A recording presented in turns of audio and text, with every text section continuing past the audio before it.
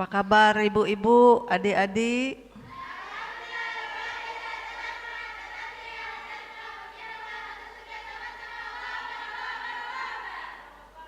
Alhamdulillah, semoga kita semua mendapat rahmat dari Allah SWT.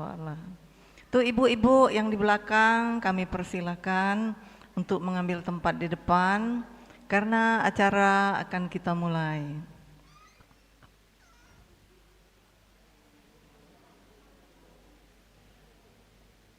Silakan ibu-ibu. Monggo.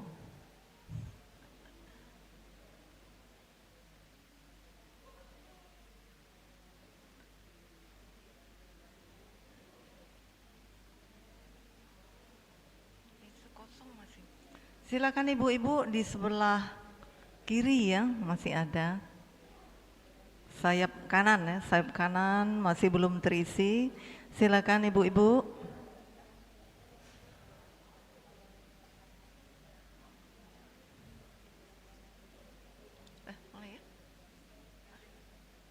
Izin Pak Ustadz, bisa kita mulai? Baik, terima kasih. Assalamualaikum warahmatullahi wabarakatuh. Bismillahirrahmanirrahim. Wassalatu wassalamu ala asrofil anbiya'i wal mursalin Sayyidina Muhammadin wa ala alihi wa ashabihi ajma'in. Innaka antal alimul hakim. Rabbi srohli sodri wa yassirli amri wahlul uqdatam min lisani yafqahu qawli. Amma ba'du. Yang kami hormati Ibu Penasihat Majelis Taklim Al-Munawwaroh, Ibu Ketua dan pengurus Majelis Taklim Muslimah Masjid Al-Munawwaroh, jemaah Majelis Taklim yang dirahmati Allah, wabil khusus narasumber kita Pak Ustadz Dr. Heri Iskandar MPD. Assalamualaikum Pak. Alhamdulillah, syukur kita haturkan kehadiran Allah Subhanahu wa Ta'ala pada siang hari yang berbahagia ini. Kita masih diberi Allah Subhanahu wa Ta'ala kesehatan, kesempatan untuk kembali berkumpul dalam pengajian rutin bulanan kita di Masjid Al-Munawwaroh yang kita cintai ini. Kami juga mengucapkan terima kasih atas kehadiran Bapak dan Ibu sekalian. Semoga setiap langkah yang membawa kita ke masjid ini mendapat ridho dan pahala dari Allah Subhanahu wa Ta'ala. Saya sebagai pemandu acara izin menyampaikan susunan acara kita hari ini. Yang pertama adalah pembukaan, kemudian dilanjutkan dengan sambutan oleh Ibu Ketua Majelis Taklim Al-Munawwaroh. Kemudian tausiah dan doa oleh Pak Ustadz Dr. Heri Iskandar dan penutup. Sebagai awal dari rangkaian acara, marilah kita buka dengan membaca Ummul Quran surat Al-Fatihah. Ala hazihin niyah wa ala kulli niyatin sholihah bibarakatil Fatihah.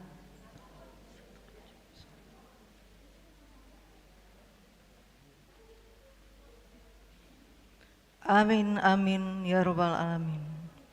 Baiklah, selanjutnya acara kita lanjutkan dengan mohon kesediaan Ibu Ketua Majelis Taklim Muslimah Al-Munawwaroh, Ibu Dr. Hajah Delia Yasril MKes. Kepada Ibu Ketua kami persilahkan.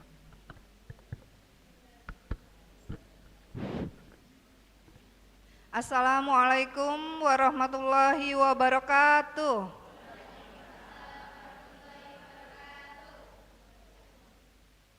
Alhamdulillahirabbil alamin. Wassalatu wassalamu ala asrofil anbiya'i wal mursalin wa ala alihi wa sahbihi ajmain. Rabbi srahli sadri wa yassirli amri wahlul uqdatam min lisani yafqahu qawli. Yang terhormat Ustadz Dr. Heri Iskandar MPDI, selamat datang di masjid tercinta ini Al-Munawwaroh. dan ibu-ibu, adik-adik yang saya sayangi, yang sudah hadir di majelis taklim kita hari ini. Alhamdulillahirabbil alamin, mari kita panjatkan puji dan syukur kita atas kehadirat Allah Subhanahu wa taala karena pada hari ini kita masih diberi nikmat sehat, iman, Islam untuk menghadiri kegiatan kita hari ini. Salawat dan salam teriring untuk Nabi kita, Nabi Agung, Nabi Muhammad Sallallahu Alaihi Wasallam. Semoga kita semua yang hadir di sini mendapatkan syafaatnya hingga akhir zaman. Alhamdulillah, ini adalah pertemuan rutin kita setiap bulan. Dan mohon maaf Pak Ustadz, hari ini mungkin tidak seramai bulan yang kemarin karena lingkungan kita sedang berduka. Semalam ada tetangga kerabat yang meninggal. Jadi hari ini ada beberapa jemaah pengajian kita yang di sana. Sekarang tadi sudah memandikan setelah ba'da zuhur. Dan setelah sholat asar nanti akan disolatkan di sini. Mungkin saya nggak begitu banyak berbicara di sini. Marilah kita mendengarkan tausiah yang akan diberikan oleh Ustadz kita hari ini. Semoga ini menjadi pengetahuan, menjadi tambahan iman, keimanan kita bertambah, keberkahan kita juga bertambah dengan mendengarkan tausiah dari Ustadz hari ini. Mungkin itu saja. Akhir kata saya ucapkan wassalamualaikum warahmatullahi wabarakatuh. Terima kasih kepada Ibu Ketua Majelis Taklim kita, Ibu Haja Delia, ya, yang sudah menyampaikan sambutan. Tibalah kita di acara inti, yaitu mendengarkan tausiah dari Pak Ustadz Dr. Heri Iskandar dengan tema membangun ketakwaan kepada Allah Subhanahu wa taala. Kemudian akan dilanjutkan dengan tanya jawab dan doa oleh Pak Ustadz. Kami persilakan kepada Pak Ustadz.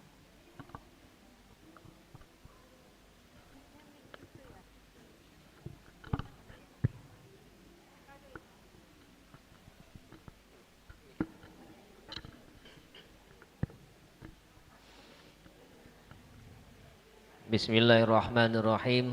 Assalamualaikum warahmatullahi wabarakatuh.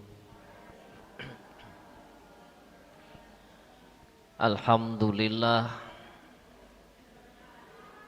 Alhamdulillahillazi anzala sakinata fi qulubil mu'minin liyazdadu imana ma'a imanihim. Walillahi junudus samawati wal ard wa kana Allahu aliman hakimah. Asyhadu an la ilaha illallahul qawiyyul mubin wa asyhadu anna Muhammadan abduhu wa rasuluh. Allahumma salli wa sallim ala sayyidina Muhammad wa ala alihi wa sahbihi ajma'in. Subhanaka la ilma lana illa ma'alamtana innaka antan alimul hakim. Rabbi syrah li sadri wa yassir li amri wahlul uqdatam min lisani yafqahu qawli.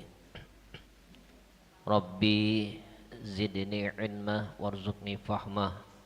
Amin ya rabbal alamin. Semoga Allah yang maha pengasih lagi maha penyayang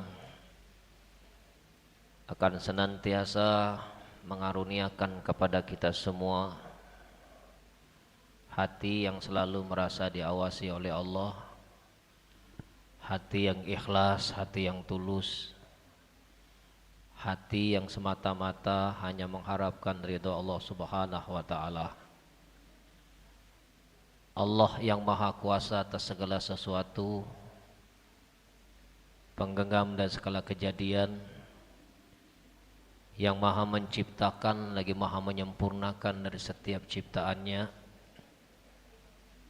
Dan dialah Allah satu-satunya Tuhan kita yang tidak pernah meninggalkan kita dalam keadaan apapun, suka dan duka. Dan dialah Allah yang maha melihat, yang maha mendengar, yang maha menyaksikan. Tidak ada dosa-dosa yang pernah kita lakukan yang tidak dilihat oleh Allah. Tidak ada maksiat yang tersembunyi yang tidak disaksikan oleh Allah. Bahkan tidak ada sekecil aib pun yang tersembunyi dari Allah. Apapun yang pernah kita lakukan selama hidup di dunia ini, kelak nanti di akhirat semuanya akan diminta pertanggungjawaban oleh Allah Subhanahu wa taala. Beriring salam kepada baginda besar Muhammad sallallahu alaihi wasallam, kepada keluarga, sahabat, zuriatnya, begitu juga pengikutnya yang setia. Dan mudahan diri-diri ini akan diberikan syafaat melalui baginda besar Muhammad sallallahu alaihi wasallam, dan kita yang hadir di sini bersama keluarga insyaallah akan diakui sebagai umatnya Nabi Muhammad sallallahu alaihi wasallam. Yang saya hormati Ibu Ketua Majelis Taklim Muslimah, yaitu Ibu Dr. Haja Della Yusfarani MKes. Yang saya hormati ibu-ibu, adik-adik yang insya Allah akan dimuliakan oleh Allah. Allah Subhanahu wa ta'ala berfirman, sesungguhnya di antara manusia itu yang dimuliakan oleh Allah itu siapa yang paling takwa kepada Allah. Inna akramakum indallahi atqakum. Sesungguhnya Allah memuliakan di antara manusia dilihat siapa yang paling dekat dengan Allah.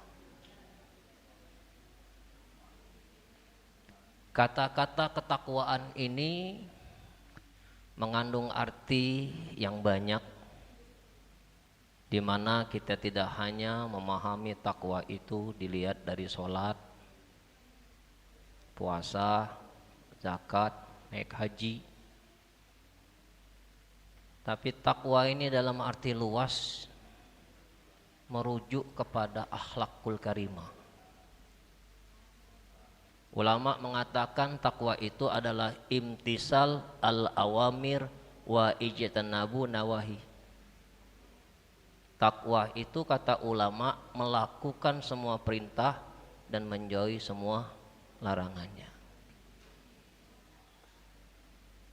Kata takwa itu ada berapa huruf?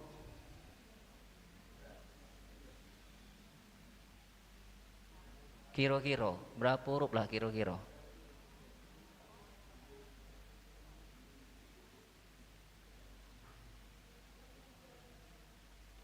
Berapa? 3. Yang pertama apa? Yang kedua? Yang ketiga? Makna dari ta itu, ibu-ibu, adik-adik, itu namanya tawadhu. Tawadhu itu artinya rendah hati.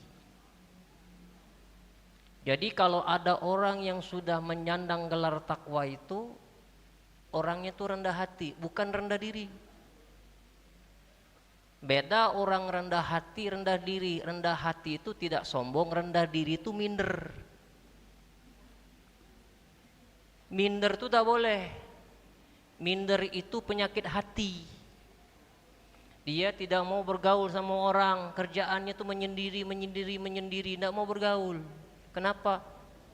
Minder. Itu tak boleh. Yang dianjurkan dalam agama itu adalah rendah hati. Dia berilmu tapi tidak menyombongkan ilmunya. Dia orang kaya. Dia punya pangkat tinggi tapi tidak seolah-olah dia sudah ingin menguasai. Tidak, dia nampak. Bersembunyi di tempat yang terang. Itu tawadu. Nah, yang bahaya ini dia tidak berilmu tapi sok berilmu. Dia tidak kaya tapi pura-pura kaya. Dia tidak berkuasa tapi sok berkuasa. Nah, ini yang bahaya ini. Yang sering kita hadapi dalam kehidupan sehari-hari begitu. Kalau orang kaya berlagak orang miskin, bagus. Daripada orang miskin berlagak orang kaya.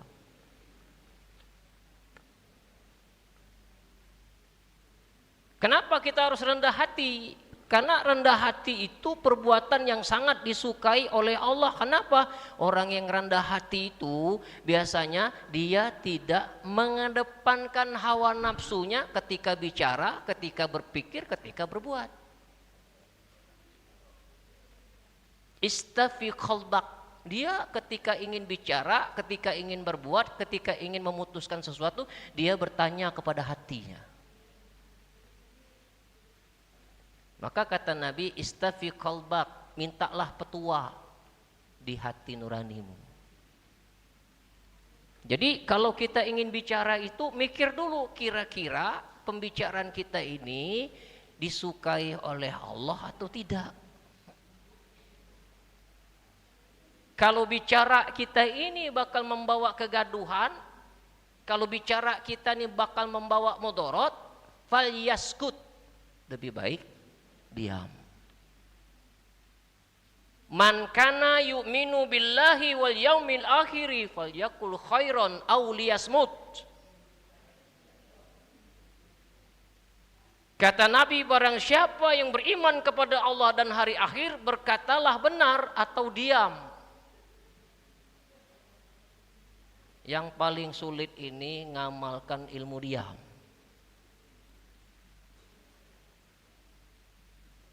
Kita ini cenderung kalau ngomong pengen didengar, ketika ada orang bicara tak kau dengar. Lemak diri tak lemak diurang. Orang yang suka mendengar itu ibu-ibu, adik-adik, itu biasanya banyak ilmunya. Orang yang tidak mau dengar itu adalah orang yang sedikit ilmunya. Lihat orang yang pendiam itu nyimpan ilmu dia. Kalau bicara menyenangkan hati, kalau bicara menyejukkan hati, kalau bicara membuat tentram hati orang, itu orang berilmu. Kenapa? Dia suka menyimak, dia suka mendengar, dia suka dengan kebaikan. Tidak banyak bicara, tapi kalau bicara membawa hikmah. Nah, itu ditiru itu. Kita ini ngobrol. Ada pengajian ibu-ibu di sana itu, saya ceramah, dia ceramah pula. Jadi semeraut, siapa yang dengar, siapa yang ceramah. Kalau misalnya ada orang penceramah, harus ada yang mendengar. Kejadian itu ibu-ibu yang cerita, saya cerita, tidak ada yang dengar, lebih baik saya diam. Itu apa saya bicara? Tidak ada manfaat.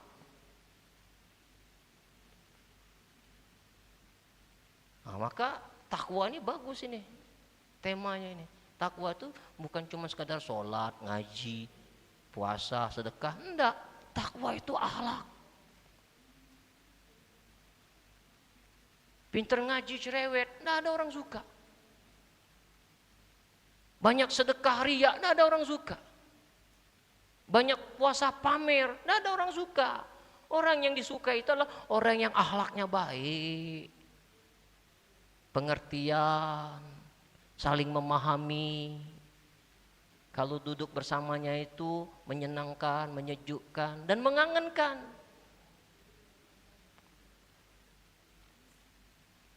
Man somata najah, kata Nabi, siapa yang diam dia selamat. Lihat orang pendiam itu hisapnya ringan dan matinya mudah.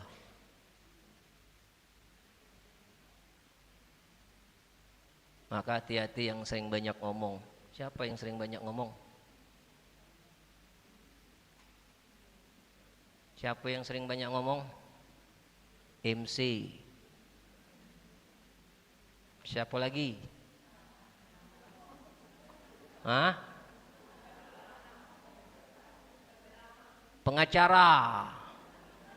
Siapa lagi? Guru. Siapa lagi? Salesman. Siapa lagi? Penceramah. Ibu-ibu tahu tak? Adik-adik tahu tak? Siapa yang banyak bicara yang hisapnya berat? Penceramah. Yang ngomong di depan ibu, yang ngomong di depan adik-adik ini hisapnya nanti di akhirat berat.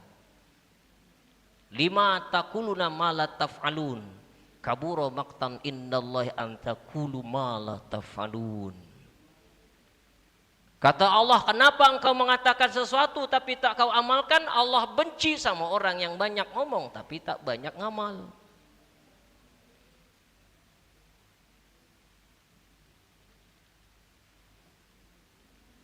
Jadi budidayakan rendah hati.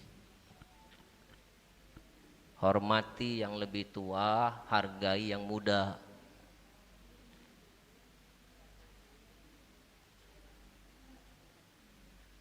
Jadi kalau kita ingin jadi orang rendah hati itu, kita dulu yang harus bisa mengajarkan sifat rendah hati itu.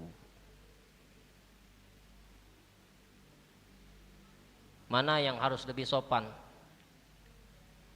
Guru atau murid?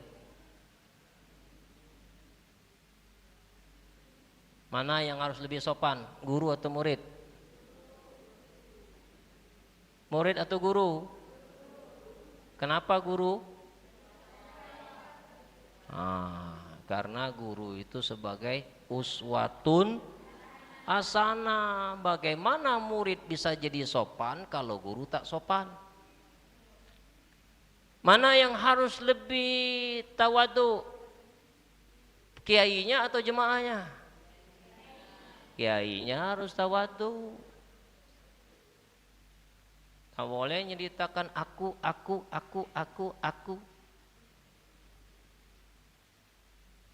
Yang harus diceritakan itu akunya Allah, bukan aku diri.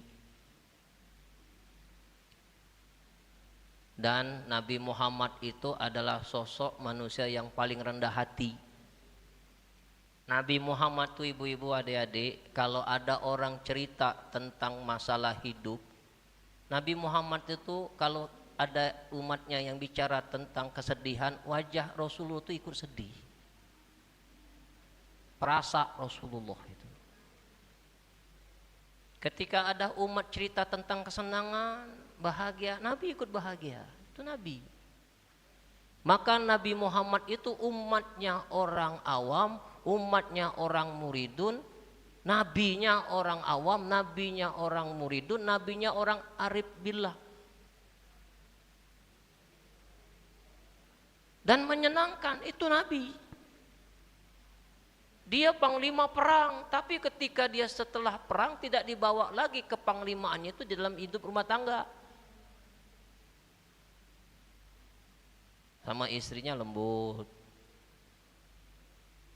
sama anak-anaknya lembut, itu Nabi. Nah itu ditiru rendah hati itu. Kalau bicara tidak banyak sedikit Nabi itu. Laqad ja'akum rasulun min anfusikum azizun 'alaihi ma 'anittum harisun 'alaikum bil mu'minina raufur rahim. Surah apa itu nak? Atau ayat terakhir berapa?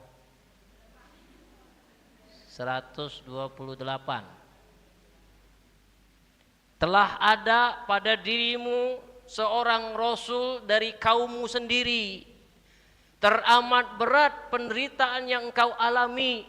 Dia menginginkan keselamatan dan keimanan, dan dia adalah pencinta orang-orang yang beriman. Nah, penyayang Nabi itu.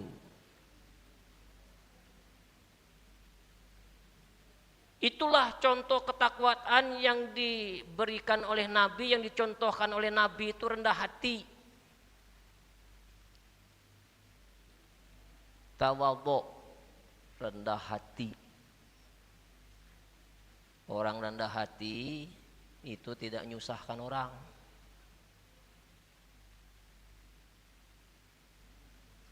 Kalau kalian bisa bantu, bantu. Kalau tidak bisa bantu dengan harta, dengan tenaga. Tenaga tak punya, dengan nasihat. Nasihat tak punya, dengan pikiran. Pikiran tak juga punya, jangan nyusahi. Dengan tidak menyusahkan orang, itu sudah membantu.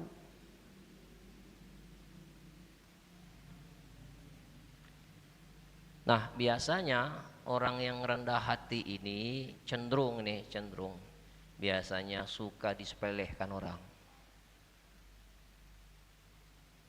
Kita rendah hati, orang yang kurang ajar sama kita.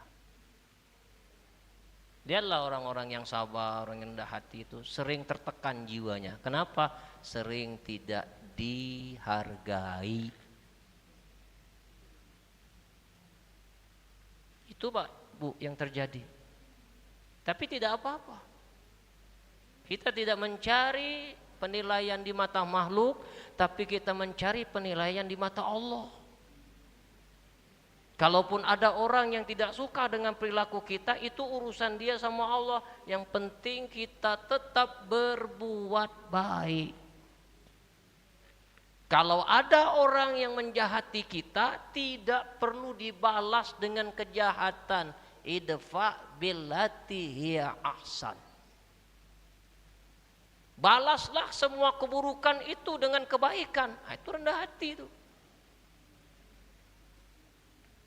Tapi gimana Ustaz? Orang jahat kok dibalas dengan kebaikan?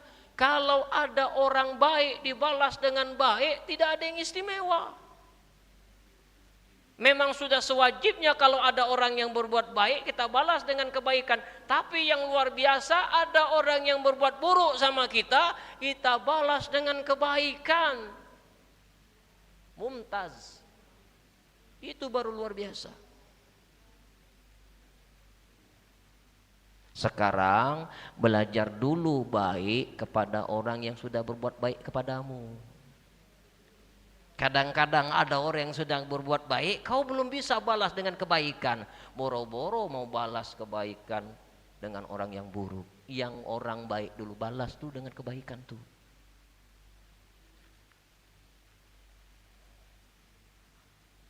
Malam yashkurillah lam yashkurin nas. Kata Nabi, tidak dikatakan orang yang bersyukur apabila engkau tidak pandai berterima kasih kepada orang yang telah berbuat baik kepadamu. Siapa orang yang paling banyak berjasa dalam hidup kita nih? Ibu bapak. Jadi kalau kita ingin melihat orang itu tawadu, orang itu akhlak baik itu, bagaimana dia memperlakukan orang tuanya. Kalau sama orang tua saja sudah kurang ajar, tidak usah ditanya pergaulan di luar, pasti rusak.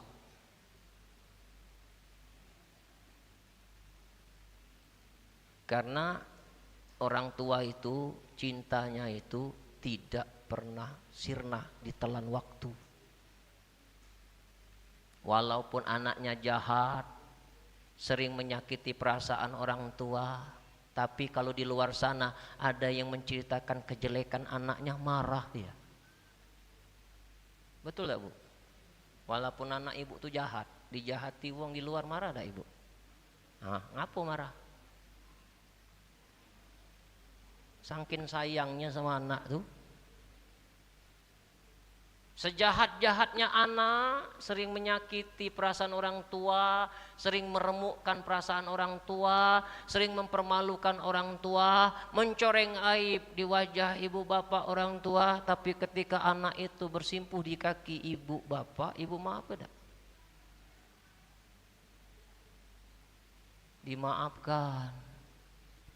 Bayangkan manusia, apalagi Allah yang maha pengampun lagi maha penyayang. Jadi orang tua yang kau lihat itu adalah tanda-tanda tajalinya Allah. Allah memperlihatkan pengasih penyayangnya itu melalui ibu bapak. Jadi kalau kita tidak bisa berterima kasih sama orang tua, itu tanda kau itu tidak bersyukur. Maka kata Allah dengan kata orang tua itu selalu bergandengan. Anishkurli wali walidaik. Bersyukurlah kau kepada Allah dan bersyukurlah kalian kepada ibu bapakmu. Satu paket. Maka siapa yang durhaka kepada orang tua, azabnya didulukan di dunia ini. Lihatlah. Orang yang sering durhaka sama orang tua, hidupnya melarat. Apalagi nikah, orang tua tuh merestui terpaksa, itu melarat tuh hidup. Jadi adik-adik, mumpung belum rusak, kalau nak nikah, ya harus direstui orang tua, harus diridhoi orang tua, bukan karena terpaksa ridho. Sudah banyak permasalahan kasus-kasus yang saya lihat, yang saya alami. Banyak orang yang ketika dia nikah tapi tidak direstui orang tua, direstui karena terpaksa, melarat hidupnya. Serius ini.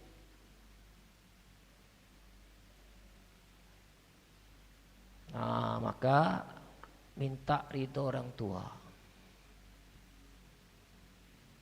Minta ridho sama ibu bapak.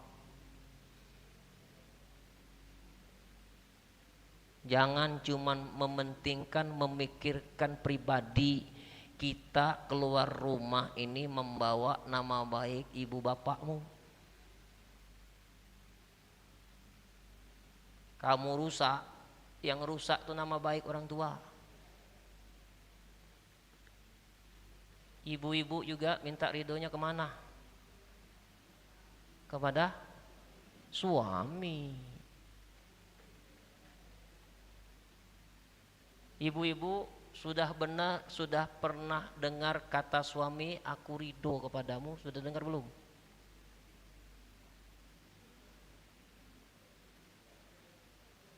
Ibu sudah dengar belum dari mulut suami dia mengatakan, mama, aku ridho kepadamu? Sudah belum? Nah, kaulah setuwo ini belum.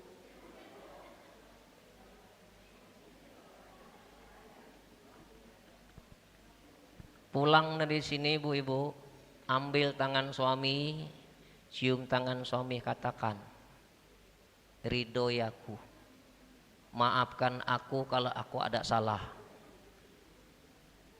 Kalau ibu belum meminta ridho dengan suami, khawatir nanti suami nyimpan sakit hati di ibu.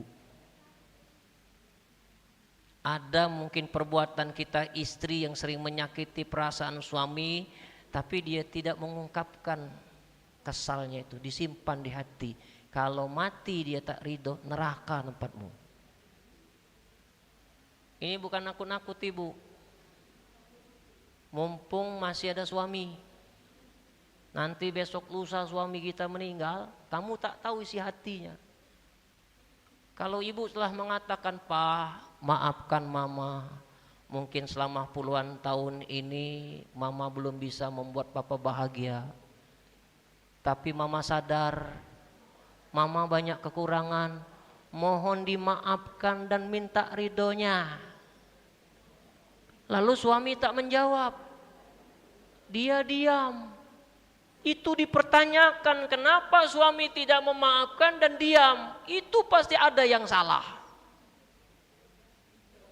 Dikejar benar-benar sampai dia mengatakan, aku memaafkanmu dan aku ridho kepadamu. Insya Allah kita selamat.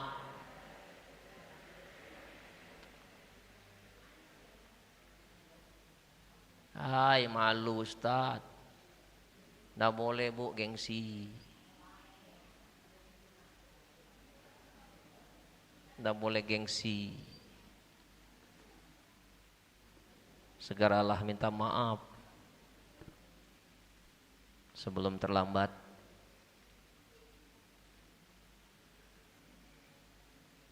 Nah, yang pertama tak, yang kedua kop. Kop itu apa? Kona'ah. Kona'ah itu apa? Menerima ketentuan Allah, ridho dengan ketentuan Allah. Apapun yang Allah tentukan dalam hidup kita, bentuk apapun, nasib, rezeki, jodoh, maut, ridho. Faman rodiya falahu ridho. Siapa yang ridho dengan ketentuan Allah, Allah akan ridho kepadamu. Jadi qanaah ini adalah menerima ketentuan Allah dengan ridho. Bagaimana supaya kita itu timbul rasa qanaah itu adalah zuhud terhadap dunia.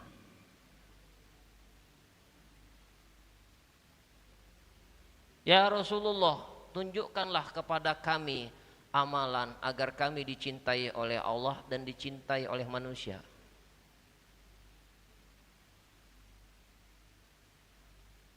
Izhad fid dunya yuhibbukallah. Zuhudlah kalian terhadap dunia, maka Allah akan mencintaimu. Izhad fima indan nas yuhibbukan nas. Zuhudlah kalian terhadap apa yang dimiliki manusia, maka manusia itu akan mencintaimu. Zuhud itu lawannya hubbud. Hubbud itu cinta, zuhud itu tidak diperbudak oleh duniawi. Kalau kita zuhud terhadap dunia, Allah akan mencintai. Kenapa? Orang yang pencinta dunia itu biasanya cenderung sering buat dosa.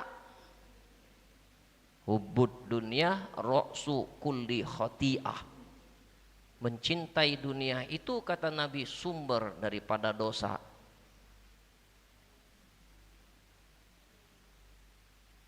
Apa maksudnya? Jangan kau letakkan dunia itu di hati. Jangan kau letakkan makhluk itu di hati. Yang berhak menempati hati itu Allah. Hasbi Rabbi jalallah ma fi qalbi ghairullah. Cukup Allah di hati, tidak ada yang berhak menempati hati kecuali Allah. Siapa yang menempatkan sesuatu selain Allah di hati, nanti sesuatu yang di hati selain Allah itu akan diambil oleh Allah. Ibu yang di hati ibu hanya ada nama suami, hati-hati. Nanti nama suami yang ada di hati ibu itu diambil oleh Allah. Kenapa demikian? Allah itu punya sifat pencemburu. Maka jangan diletakkan di hati itu. Nanti yang lekat di hati itu diambil. Sayang betul sama anak, hati-hati. Yang disayang itu akan diambil oleh Allah. Kenapa? Sayangmu itu lebih fokus ke makhluk daripada cintamu kepada Allah. Jadi gimana nih maksudnya Ustaz? Jangan terlalu cinta, jangan terlalu benci. Yang sedang-sedang saja. Khairu umur awsatuha. Sebaik-baik urusan itu di tengah. Nah, orang yang hatinya duniawi itu cenderung gelisah, tidak tenang, tidak tentram, mudah marah, mudah tersinggung. Zaid bin Sabit, dari Zaid bin Sabit Rasulullah SAW bersabda, "Man kanatid dunya hamma faraqallahu alaihi amruhu." Barang siapa yang tujuan hidupnya dunia, maka Allah akan menghancurkan, mencerai-beraikan urusan duniawinya. Dicerai-beraikan pikiran kita, badannya di masjid, pikirannya di rumah. Badannya sholat, hatinya di pasar. Mulutnya qomat kamit nyebut nama Allah, tapi hatinya melalang buana. Mulut nyebut nama Allah, hati tidak bersama Allah, nipu itu namanya.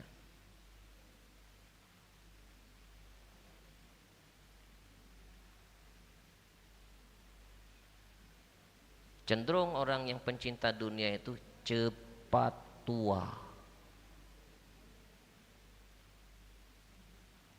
Umur 30, wajah 50. Kenapa? Terlalu berpikir keras dengan dunia ini. Itu orang kalau pikirannya keras, bagaimana supaya jadi orang kaya, bagaimana supaya jadi pejabat, itu berpikir keras. Pikiran yang capek lelah itu membawa kepada hati, lalu hati itu membekas kepada tubuh. Kenapa kita mengkhawatirkan sesuatu yang sudah dijamin oleh Allah? Wa ma min dabatin fil ardi illa 'alallahi rizquha. Tidak ada makhluk melata di muka bumi ini melainkan Allah yang menjamin rezekinya. Masa kita kalah dengan cicak? Cicak itu makanannya apa? Nyamuk. Nyamuk punya sayap, cicak tak punya sayap. Apa mungkin cicak bisa ngejar nyamuk? Pernah enggak adik-adik, ibu-ibu lihat ada cicak kejar-kejaran sama nyamuk? Cicak, cicak di dinding, diam-diam merayap, datang seekor nyamuk, hap, lalu dimakan. Siapa yang bawa nyamuk ke mulut cicak? Allah. Belum pernah saya melihat ada cicak nongkrong di got, nyari makan di got karena nyamuk banyak di got. Tidak ada.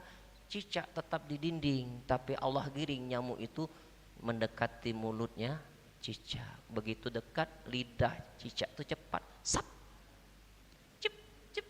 Nah, masa kita bertuhan Allah masih meragukan rezeki itu dijamin oleh Allah? Ibu-ibu, adik-adik pernah enggak ngerasa buntu cekak-cekaknya? Pernah enggak? Di kelepe itu dikorek-korek katik duitnya, pernah enggak? Pernah enggak? Ada pernah? Oh, alhamdulillah. Adik-adik pernah enggak? Sudah, enggak usah dilanjut ke mendak pernah. Sebuntu-buntunya orang, Bu, belum pernah ada orang yang buntu itu sehari tidak makan. Sebuntu-buntunya manusia pernah merasa ketung cekak, belum pernah ada orang yang buntu itu kemana-mana tidak pakai baju. Saking miskinnya, saking miskinnya dia tetap makan. Saking miskinnya dia tetap pakai pakaian. Siapa yang beri makan tuh? Allah. Siapa yang kasih pakaian? Allah. Jadi tidak usah khawatir lagi, sekarang terima saja apa yang sudah Allah tentukan untuk kita, itu yang terbaik.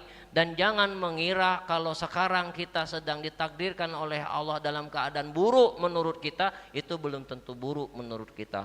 Bisa jadi itu baik menurut Allah. Kenapa ya Ustadz ya? Hidup saya melarat terus. Dapat laki penyungkan, begawi nanda. Gawinya nak marah tulah. Jadi aku ni serba salah. Ibu-ibu, Bu, sering curhat. Jadi mak manolah aku ni Ustaz, nak diceri ke umur lah tua. Mana aku ceri siapa yang galak sama aku ni lah tua. Iyalah pula, Bu, ngapa pula nak ceri. Tapi aku ni kesel Ustaz. Lah 40 tahun aku nikah, tapi aku belum pernah merasakan senang hidup bersama suamiku. Tapi ada yang membuat aku terhibur Ustaz. Anakku Ustaz. Dialah belahan jiwaku yang senantiasa bisa menghibur diriku ini. Kalau aku tidak memandang anakku, sudah lama aku tinggalkan suamiku itu.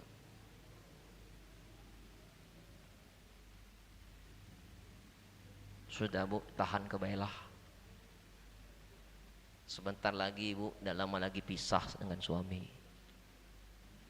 Wa asa an takrahu syai'a wa huwa khairul lakum wa asa an tuhibbu syai'a wa huwa syarrul lakum wallahu ya'lamu wa antum la ta'lamun.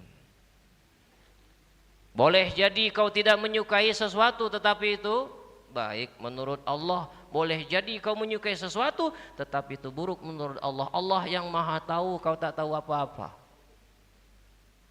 Bisa jadi kita dapat suami seperti itu, Allah sedang mempersiapkan derajat yang tinggi untuk ibu itu. Apa derajat yang bisa membawa tinggi di hadapan Allah? Sabar.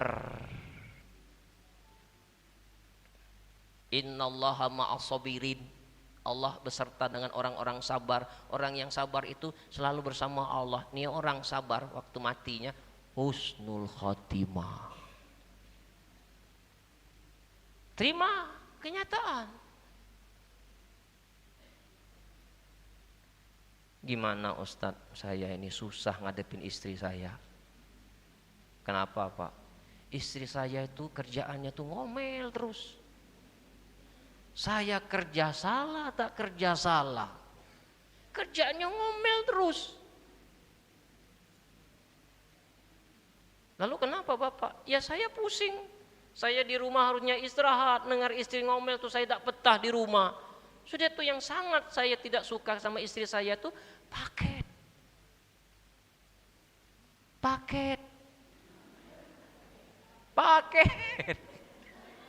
Dikit-dikit paket. La haula wala quwata illa billah. Jilbab itu banyak Ustadz di rumah dibeli tapi tak dipakai. Pakaian tuh banyak dibeli tapi tak dipakai. Jadi gimana Ustadz? Ya sudah sabar saja. Bisa jadi Bapak bisa jadi wali Allah karena dapat istri yang seperti itu. Mau apa lagi? Anak sudah besar. Telat Bapak tuh bercerita ke saya, sudah tua. Kalau ibu-ibu masih muda, umur masih 25, anak belum ada, sudah cepat ambil tindakan. Umurnya sudah 50, 60. Mau ceraikan saya, pulangkan saya kepada ibu bapak saya. Lupa orang tua sudah meninggal. Emosi. Sabar. Ada lagi cerita orang tua datang, Ustadz anak saya, anak pula bermasalah.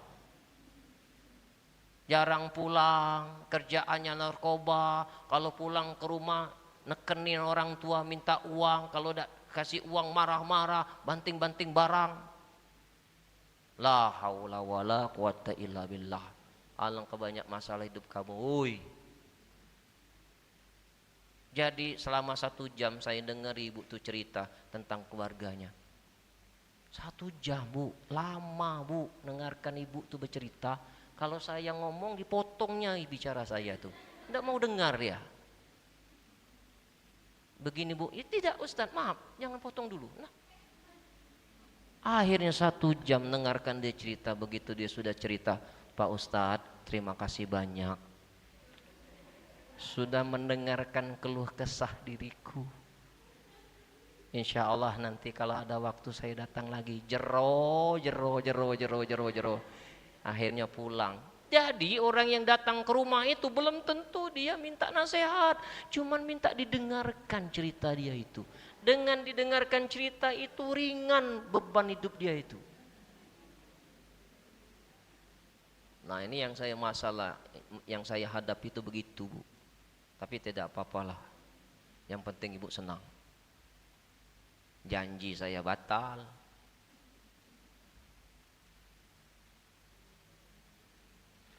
jadi kona'ah. Adik-adik juga sama. Kalau masih muda, tuntut ilmu dulu. Gak usah sibuk-sibuk cari pacar. Tidak boleh, dalam Islam itu tak ada pacaran. Yang ada itu pacaran setelah nikah. Masih gadis kan di depan ini? Kalau yang di samping ini? Kalau yang di samping sini? Ada lagi kan? Nah, untuk yang masih single, hati-hati. Dunia ini sudah rusak. Dunia ini penuh dengan fitnah. Fokus saja apa yang sedang didalami. Sedang menghafal Quran, hafalkan Quran itu benar-benar. Pahami artinya, hayati. Yang paling terpenting itu ngamal. Ngamal. Jangan sampai hafalannya banyak tapi tak ada yang diamalkan.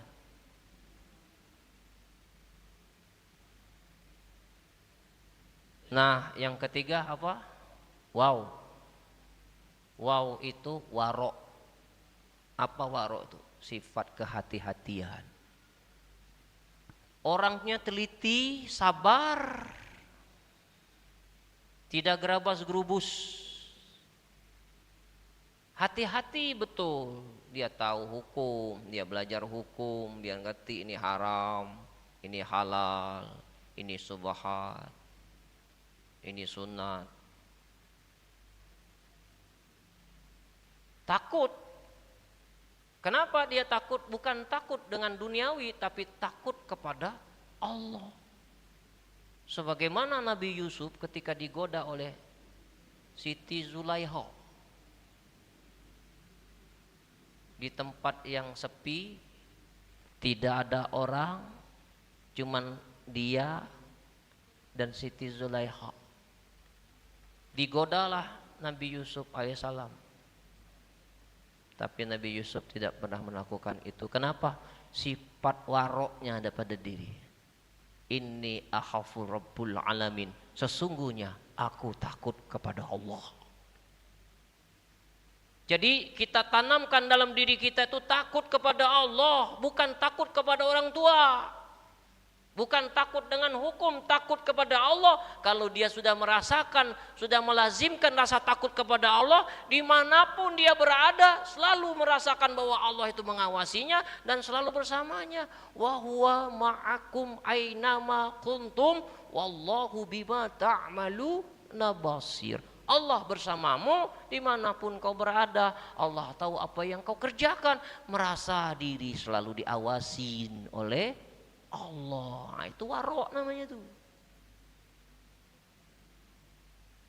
Tidak hanya Allah itu melihat perbuatan kita, tapi Allah juga menyimak dari setiap lintasan hati kita.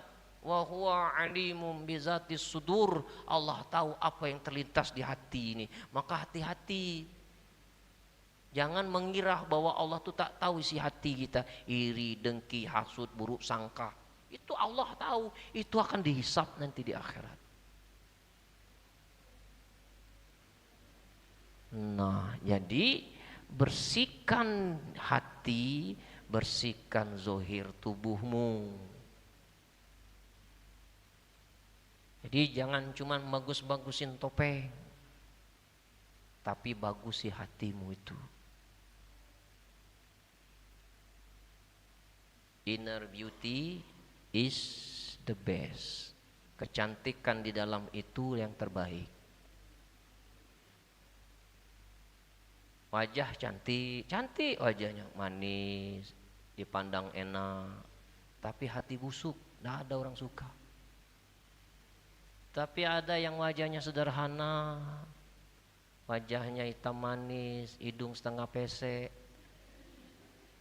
Tapi hatinya bersih, hatinya baik, hatinya lembut, rendah hati. Itu orang lebih demen sama orang itu daripada cantik tapi akhlak buruk.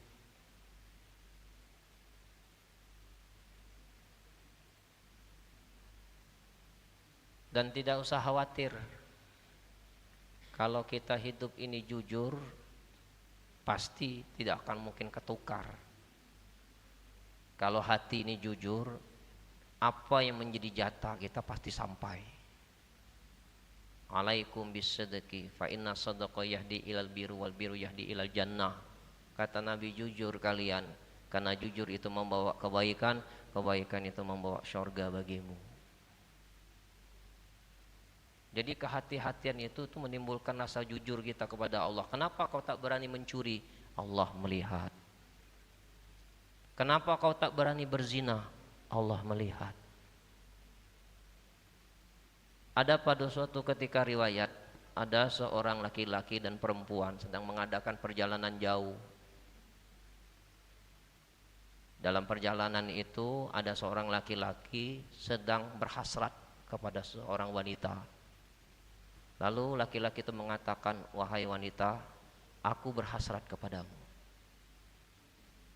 Kata wanita itu, jangan hari ini, datanglah kau tengah malam, di mana orang di sekitar kita semuanya tidur, baru kau datangi aku.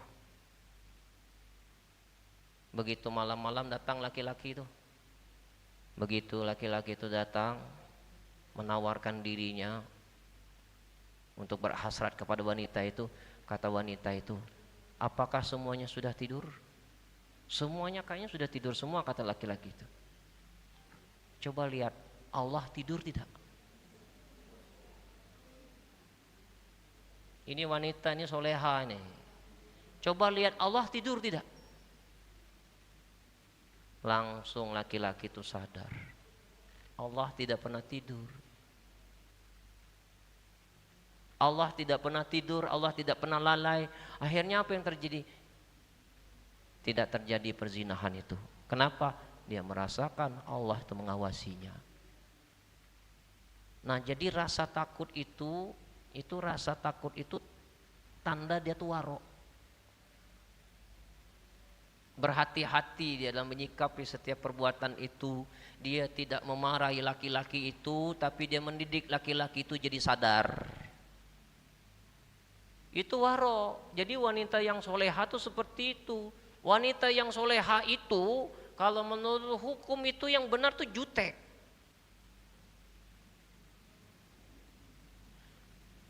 Ada telepon masuk, telepon suami, diangkat oleh istri. Bapak-bapak telepon, assalamualaikum. Istri yang jawab itu tidak boleh jawab, waalaikumsalam, tidak boleh. Waalaikumsalam. Maaf bu, ada Pak Ustadz? Tak ada, dia sedang keluar. Jutek. Jadi laki-laki itu tak berani sama kita. Tapi kalau mendayu-dayu, tidak ada Pak, keluar. Nanti saja ya, bel lagi ya. Itu ngundang tuh. Ngundang syahwat itu.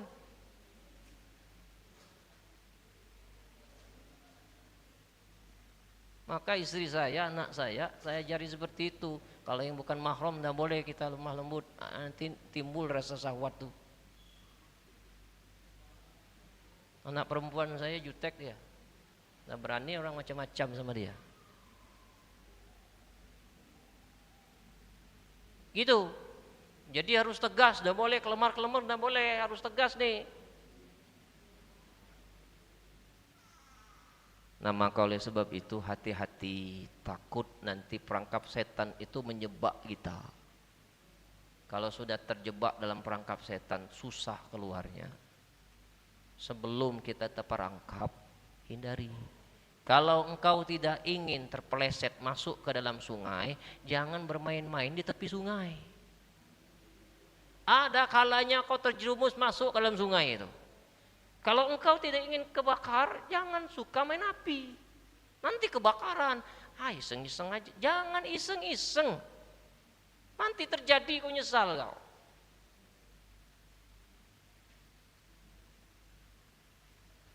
Pak, tolong saya Pak, kasih saya kesempatan untuk ikut ujian Pak. Kalau saya tak ujian, saya tidak bisa lulus tahun ini Pak. Tolong ya Pak, tidak bisa. Tidak bisa. Pertemuan kau tidak sampai 80%. SOP-nya tak boleh kau ikut ujian. Tapi tolonglah Pak, Sekali aja Pak tolong saya. Saya sudah punya rencana tahun depan akan tamat. Nggak bisa. Nggak enak sama mahasiswa yang lain. Kau tak pernah masuk tiba-tiba ikut ujian. Apa kata orang ke kita? Apa kata anak itu? Mahasiswi itu mengatakan, Pak, apapun yang Bapak perintahkan, saya lakukan. No, tidak bisa. Titik.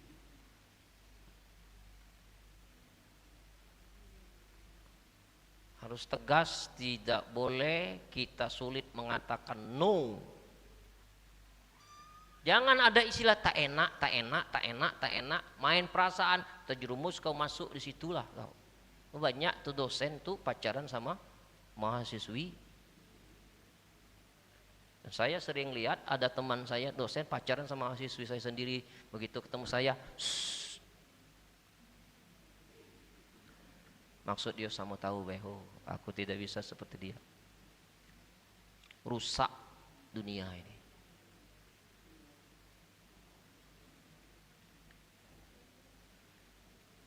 Dilema. Begitu kita tak bantu, dipanggil kita. Dipanggil siapa? Dipanggil rektor. Kenapa Bapak tak bantu mahasiswa ini? Kita ini yayasan swasta Pak. Kalau Bapak tegas seperti ini, nanti mahasiswa lari semua. Tapi Pak, dia kan tak cukup ini apa temuannya. Sudah bisa-bisakah kamu lah. Nah kan rusak ya, seperti itu. Saya itu ngajar di pasca sarjana. Yang ikut kuliah itu kepala dinas, pejabat, kepala sekolah. Alasannya, maaf Pak, aku nih beranaan. Lah, beranaan, tinggal di jalur. Lah Bu, Ibu harus ngulang saja Bu, atau dikasih tugas. Nah mau dia, ngapur dia ke rektor saya yang dipanggil. Dunia, itulah dunia. Maka hati-hati. Kalau ada sesuatu itu bakal menjerumuskan kita dari jalan Allah, lebih baik hijrah. Kalau kita tak hijrah, kita akan terjumus di dalamnya. Nah, jadi ada 3 Bu ya, takwa itu. Yang pertama,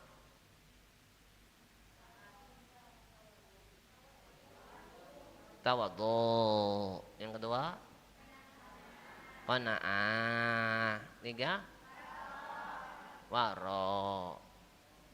Tawadhu itu apa? Rendah hati. Qanaah itu?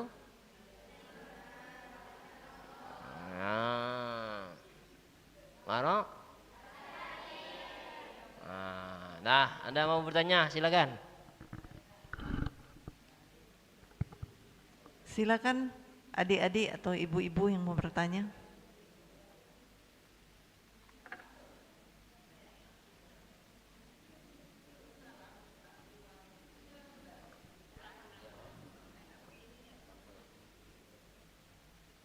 Assalamualaikum warahmatullahi wabarakatuh. Mohon maaf Ustadz tadi terlambat karena sesuatu dan lain hal. Kami ingin bertanya, satu yang kata Ustadz tadi, kalau kita sudah merendah hati, tapi kalau dicoba wong, dihina wong, ya tadi, berusaha untuk berbuat baik, tapi orang itu memandang rendah terhadap kita. Misalnya saja, ya pokoknya dicuekin gitu. Bagaimana sikap kita? Udah berusaha untuk sabar, berzikir dan lain sebagainya. Tapi karena itu tadi direndahkan orang, langsung aku tabok misalnya. Karena kita manusia biasa ya. Ada setan kan diciptakan oleh Allah. Tolong bagaimana kiatnya supaya kita itu tetap sabar. Sudah tahu kita zikir dengan baca ini baca itu, tapi namanya mungkin manusia ya tadi. Yang kedua, antara buruk sangka dan feeling dan perasaan wanita ya. Misalnya sesuatu itu belum terjadi, perasaan aku jangan-jangan cak ini. Kenyataannya memang firasat tadi, memang kenyataannya cak itu. Jadi antara buruk sangka dengan firasat itu gimana itu? Terima kasih. Assalamualaikum warahmatullahi wabarakatuh. Kiat-kiat menyikapi orang yang tidak suka sama kita? Yang pertama, jadikan ladang ilmu. Kenapa jadi ladang ilmu? Perbuatan buruk orang ke kita itu tidak baik, jadi tahu, jangan diulangi dan jangan berperilaku sama seperti dia. Kalau kita dicaci maki sakit, itu jadi ilmu. Ternyata kalau dicaci maki itu sakit, jangan caci maki orang. Itu dulu yang harus diambil. Jadikan itu ladang ilmu. Jadi tahu ternyata kalau dicaci maki, kalau tidak dihargai itu tak enak hati itu. Nah, maka jangan kita melakukan hal yang sama seperti itu. Yang kedua, ladang latihan. Latihan sabar. Tadi sudah kata Ibu Yuli tadi, akulah sabar lah wirid-wirid rasa nak kutangani wong itu. Sudah, sabar itu tak ada batas. Kalau kita mengatakan sabar itu ada batas, berarti kau belum sabar. Yang ketiga, ladang ujian. Ahasiban nasu ayutraku ayakulu amana wahum la yuftanun. Tidak dibiarkan kau mengaku beriman kalau tak diuji. Itu ujian, Bu. Jadi orang yang baik itu kalau ingin diangkat derajatnya memang seperti itu.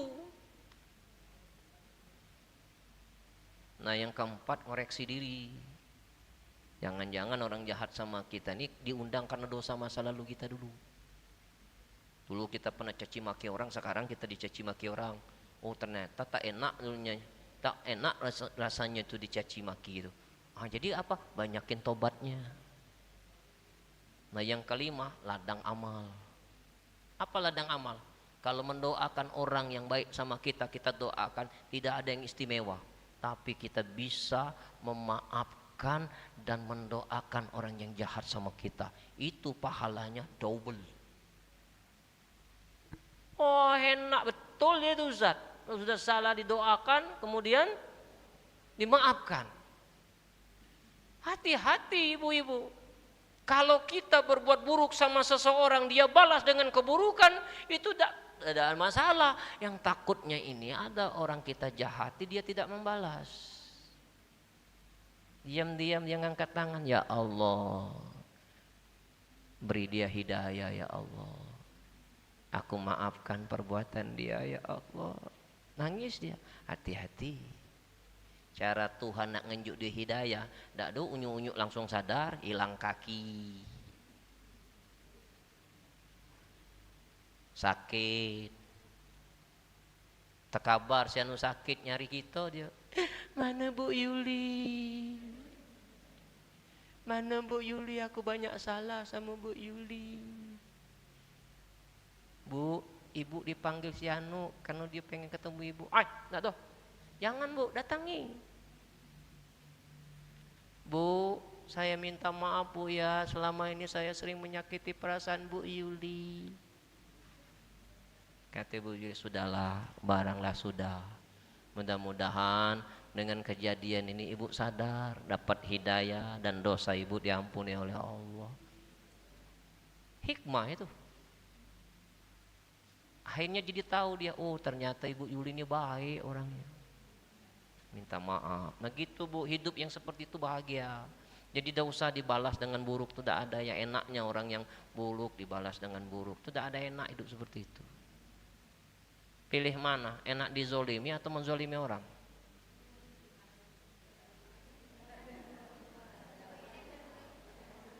Enak mana? Mana yang lebih bahaya, menzolimi apa dizolimi? Yang bahaya mana, menzolimi apa dizolimi? Yang bahaya? Yang bahaya menzolimi apa dizolimi? Yang bahaya itu menzolimi. Kenapa? Kalau kita menzolim sama orang, itu belum tentu dia maafkan kita. Tapi kalau orang menzolimi kita, kalau kita sudah belajar, kita maafkan. Mana yang bahaya? Bahaya diri kita atau orang lain? Yang bahaya mana, orang lain atau kita? Mana yang bahaya, orang lain atau kita? Yang bahaya itu kita. Mereka merespon itu karena ulah kita. Kalau kita orangnya lembut, baik, bijaksana, mereka tidak akan berbuat buruk kepada kita karena tak sanggup. Karena kebaikan itu sulit untuk dijahatin. Nah itu Bu Yuli ya. Alhamdulillah. Langsung berdoa. Oh ayo. Satu lagi kan? Satu lagi ya? Ada satu lagi. Ya silakan. Oh 2 pertanyaan tadi Pak Ustadz. Oh iya, firasat sama buruk sangka. Jadi buruk sangka tuh begini Bu, memandang sesuatu yang jahat yang belum tentu terjadi. Dia itu punya mobil, pasti korupsi. Nah, itu buruk sangka. Gawe dak, semayang nanda, tiba-tiba beli mobil baru, duit dari mana itu? Pasti korupsi. Itu tak boleh, itu namanya buruk sangka. Tapi kalau dia mengatakan, aku dak lemak-lemak nian sama ibu itu kenapalah aku memandang wajah ibu itu ingat kuburan. Itu firasat. Apa kata Nabi? Ittaqi firasatal mu'min fa innahu yanzuru binurillah. Berhati-hatilah kalian dengan firasat orang yang beriman karena mereka memandang dengan cahaya Allah. Nah, firasat itu adalah wangsit yang Allah berikan kepada orang yang hatinya bersih karena dia memandang dengan cahaya Allah. Nah, biasanya firasat orang yang beriman itu benar. Begitu kejadian baru dia nyadar, oh ternyata firasatku kemarin benar. Ternyata ibu ini umurnya tidak lama lagi. Kenapa? Aku mandang wajah ibu ini seperti memandang kuburan. Tapi tidak boleh diceritakan karena itu rahasia Allah. Tidak boleh kesumbar. Cukup simpan saja dalam hati. Begitu kejadian, oh berarti firasatku benar. Jadi tidak usah disumbar-kumbarkan, tidak usah dipamer-pamerkan, tidak usah diceritakan, simpan saja dalam hati. Kalau engkau memamerkan itu berarti engkau mendahului ketentuan Allah, tak boleh, hukumnya syirik. Nah, maka orang yang sudah dikasih firasat itu biasanya bisa menyimpan rahasia, orangnya amanah. Allahumma salli ala sayyidina Muhammad wa ashghili zalimin bizzalimin. Allahumma salli ala sayyidina Muhammad wa ashghili zalimin bizzalimin wa akhrijna min bainihim salimin wa ala alihi wa sahbihi ajma'in. Ya Allah, ya Tuhan kami, telah Engkau saksikan semua apa yang kami lakukan pada sore hari ini. Tidak ada kata-kata yang tidak Engkau dengar. Tidak ada lintasan hati kami yang paling dalam yang tidak Engkau simak. Tidak ada gerak-gerik dan perbuatan kami yang tidak Engkau saksikan. Ya Allah, inilah hamba-hamba-Mu yang belum berdosa bergelimang maksiat. Kini memohon kepadamu, wahai yang maha mendengar. Betapapun kami tidak dapat melihatmu, tapi bukankah Engkau sedang menatap kami? Kau tahu sekelam apapun masa lalu kami. Kau pun tahu setiap kebusukan hati kami yang sering menyombongkan apa-apa yang telah Kau titipkan kepada kami. Hati penuh dengan kedengkian, iri, hasud, riya, sum'ah, ujub, cinta dunia, takut mati. Ya Allah, Kau tahu mata kami sering maksiat. Kau tahu telinga kami penuh dengan dosa.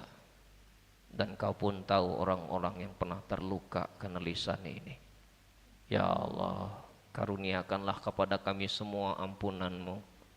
Allahumma inna nas'aluka taubatan nasuha ya Allah, wa taubatan qoblal maut, wa rahmatan 'indan maut, wa maghfiratan ba'dal maut. Allahumma hawin 'alaina fi sakaratil maut wa najatan minan nari wa ahwan dan hisab. Allahumma fir lana dzunubana wa liwalidina warhamhum kama rabbuna shighara wal muslimina wal muslimat wal mu'minina wal mu'minat al ahya'i wal amwat innaka ala kulli syai'in qadir. Ya Allah, sampai kapanpun kami tidak akan pernah berhenti mendoakan ibu bapak yang telah membesarkan kami dengan darah keringat mereka, membanting tulang pagi dan petang demi kami. Bahkan ada orang tua yang mendekati neraka hanya berjuang untuk menafkahi kami. Angkat derajat ibu bapak yang selalu direndahkan. Muliakan yang selalu dihina. Bahagiakan yang selalu dilundung kesusahan. Bayarkan orang tua yang dihimpit hutang piutang. Sembuhkan orang tua yang saat ini sedang terbaring sakit ya Rabb. Engkau yang maha tahu sisa umur mereka. Andai Engkau wafatkan mereka, wafatkan dalam keadaan husnul khatimah. Ketika hatinya telah memaafkan kami, ketika hatinya telah ridho kepada kami. Ya Allah, ampuni kami ya Rabb, yang sering meremukkan perasaan ibu bapak. Ampuni kami ya Rabb, yang sering mencoreng aib di wajah ibu bapak. Ampuni kami ya Rabb, yang sering meninggikan suara di depan ibu bapak. Ampuni kami ya Rabb, belum menjadi anak yang berbakti kepada kedua orang tua. Ya Allah, berikan kami kekuatan dan kemampuan untuk senantiasa bisa membahagiakan ibu bapak. Golongkan kami menjadi anak yang berbakti kepada kedua orang tua. Jadikan semua tetesan air mata kami dan doa-doa kami sebagai penebus dosa ibu bapak kami. Ya Allah, sampaikan salam rindu kami kepada ibu bapak. Jangan Kau siksa ibu bapak kami ya Rabb, karena mereka juga hamba-hamba-Mu. Jadikanlah amalan soleh kami bisa melindungi mereka di alam kubur. Jadikanlah doa-doa kami bisa menyelamatkan mereka dari siksa kubur. Ya Allah, ya Tuhan kami, pertemukan kami nanti di akhirat bersama orang-orang yang kami cintai. Pertemukan kami nanti di akhirat bersama orang-orang yang Kau cintai. Ya Allah, selamatkan hamba-hamba-Mu yang telah berbuat baik kepada kami. Juga selamatkan kaum muslimin yang selama ini pernah kami sakiti. Buatlah hatinya ridho dan mau memaafkan kami. Selamatkan kaum muslimin yang selama ini pernah menyakiti kami. Golongkan kami menjadi orang yang pemaaf, yang tulus. Ya Allah, jangan Kau jadikan dunia ini menipu kami, memperbudak kami dan menyilaukan mata hati kami. Jadikanlah hari-hari kami menjadi hari-hari yang tidak pernah bisa melupakan walau sesaat. Jadikanlah hari-hari kami menjadi hari-hari yang indah hidup bersama-Mu. Bimbing kami ya Rabb, tuntunlah kami, tunjukkan kami jalan yang benar, jalan yang Kau ridhoi, bukan jalan yang Kau murkai. Ya Allah, berkahi majelis kami ya Allah. Lembutkan hati kami yang masih keras membatu. Cahayai hati kami yang masih gelap gulita. Beri petunjuk kepada hati kami yang masih tersesat. Ya Allah, lindungilah kami dari niat-niat yang salah. Lindungilah kami dari ilmu-ilmu yang salah. Dan lindungilah kami dari amal-amal yang salah. Ya Allah, ya Tuhan kami, karuniakan kepada kami anak yang soleh dan soleha. Jangan Kau karuniakan kepada kami anak yang durhaka sekecil apapun. Lindungilah anak dan keturunan kami dari perilaku haram. Lindungi anak dan keturunan kami dari barang-barang haram. Lindungilah anak dan keturunan kami dari fitnah zaman, fitnah dunia, fitnah kubur, dan fitnah akhirat. Ya Allah, siapapun yang hadir di sini bersama keluarga, wafatkan kami dalam keadaan husnul khatimah. Ya Allah biha, ya Allah biha, ya Allah bi husnil khatimah. Ya Allah biha, ya Allah biha, ya Allah bi husnil khatimah. Rabbana atina fit dunya hasanah wa fil akhirati hasanatan wa qina azabannar. Sallallahu ala sayyidina Muhammadin nabil ummi wa ala alihi wa sahbihi wasallam allazi da'wahum fiha subhanakallahumma wa tayyatuhum fiha salam wa akhir da'wahum alhamdulillahi rabbil alamin. Taqabbalallahu minna wa minkum. Alhamdulillah, sudah kita dengarkan tausiah yang telah disampaikan oleh Bapak Ustadz Dr. Heri Iskandar yang syarat ilmu. Semoga Allah membalas dengan kebaikan dan semoga yang disampaikan dapat meningkatkan ketakwaan kita kepada Allah Subhanahu wa taala. Ibu-ibu dan adik-adik sekalian yang dirahmati Allah, sampailah kita di penghujung acara. Kami mengucapkan terima kasih atas kehadiran, perhatian, dan dukungan. Jazakumullah khairan kasiron. Selaku pembawa acara, saya mohon maaf. Mari kita akhiri dengan membaca doa kafaratul majlis.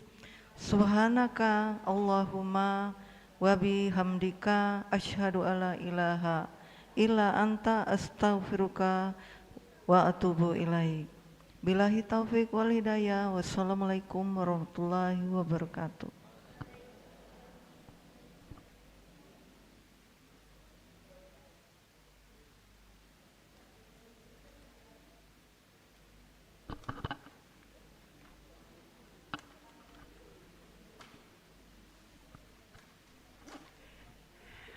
Ini. Baiklah ibu-ibu, sudah saatnya kita akan menggoncang nomor-nomor yang beruntung pada hari ini.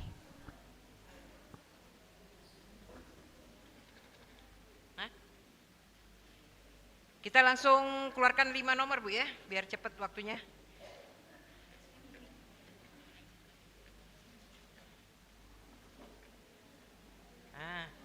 Yuk, nomor berapa? Mi.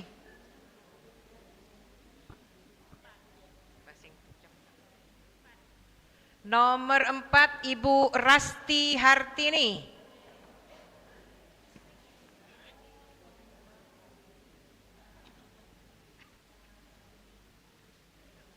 Kemudian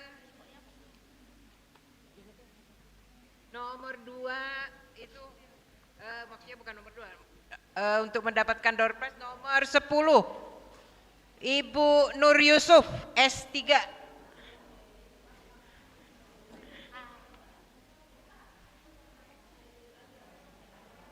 Kemudian nomor 37. Siapakah nomor 37? Emiwati. Ibu Emiwati. Oh ya, oke Bu. Ya, Ibu Emiwati.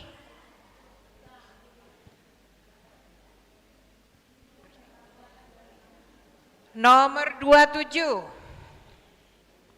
Nomor 27 Ibu Zainuri. Ini Bu. Ibu Emiwati ya? Iya Bu. Ya. Ibu Zainuri. Iya. Sudah habis ya?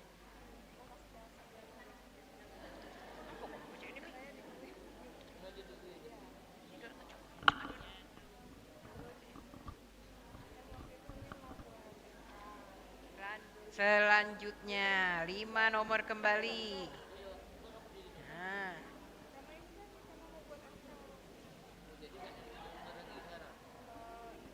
Nomor 35 Ibu Jemiar.